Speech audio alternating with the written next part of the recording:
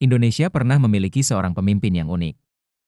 Seorang ulama, pemikir, sekaligus presiden yang dikenal dengan humor dan kebijaksanaannya.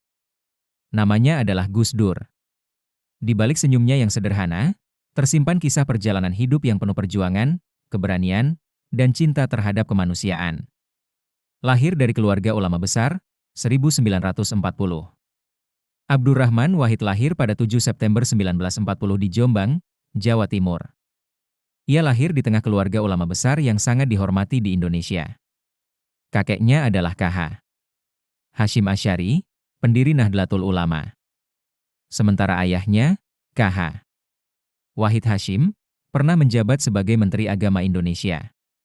Sejak kecil, Gus Dur tumbuh di lingkungan pesantren, dikelilingi tradisi keilmuan, diskusi agama, dan nilai-nilai kebijaksanaan. Namun ada satu hal yang membuatnya berbeda sejak muda. Rasa ingin tahunya yang luar biasa besar. Pecinta buku dan pemikir bebas. Gus Dur dikenal sebagai anak yang sangat gemar membaca. Buku apa saja ia baca? Agama, filsafat, sastra, hingga pemikiran politik dunia. Pendidikan membawanya belajar ke luar negeri, termasuk ke Mesir dan Irak. Di sana, ia tidak hanya belajar ilmu agama, tetapi juga memahami budaya, pemikiran, dan peradaban yang beragam. Pengalaman itu membentuk Gus Dur menjadi sosok yang terbuka, toleran, dan memiliki pandangan luas tentang dunia. Pemimpin NU yang membawa perubahan. Pada tahun 1984, Gus Dur terpilih menjadi Ketua Umum Nahdlatul Ulama, organisasi Islam terbesar di Indonesia. Di bawah kepemimpinannya, NU mengalami banyak perubahan.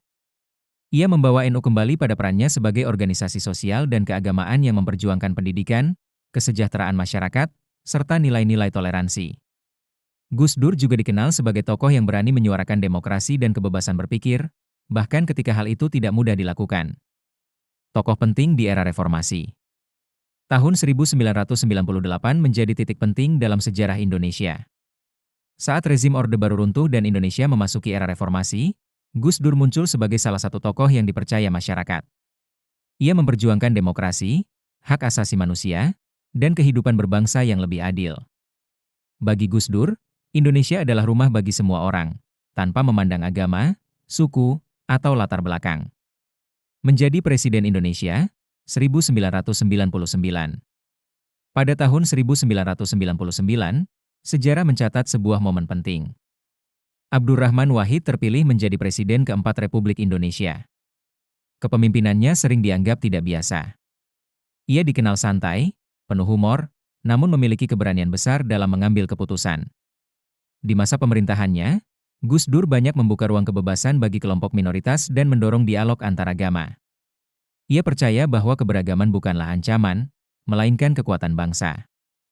Sosok yang membela kemanusiaan. Salah satu hal yang paling dikenang dari Gus Dur adalah keberaniannya membela kemanusiaan. Ia sering mengingatkan masyarakat dengan sebuah pesan sederhana namun sangat kuat. Tidak penting apa agamamu atau sukumu. Kalau kamu bisa melakukan sesuatu yang baik untuk semua orang, orang tidak pernah tanya apa agamamu. Kalimat itu menjadi simbol dari pemikirannya tentang Indonesia yang damai dan saling menghormati. Akhir perjalanan, awal warisan. Pada 30 Desember 2009, Gus Dur menghembuskan napas terakhirnya di Jakarta. Kepergiannya membawa duka bagi jutaan orang di Indonesia. Namun meskipun raganya telah tiada, gagasan dan perjuangannya tetap hidup. Tentang toleransi. Tentang keberagaman. Tentang kemanusiaan. Gus Dur bukan hanya seorang presiden. Ia adalah guru bangsa. Penjaga nilai-nilai kemanusiaan. Dan pengingat bahwa Indonesia berdiri kuat karena perbedaan yang dipersatukan. Dan hingga hari ini, satu hal tetap dikenang dari dirinya. Gus Dur mungkin telah pergi. Namun nilai-nilai yang ia perjuangkan akan selalu hidup di hati Indonesia.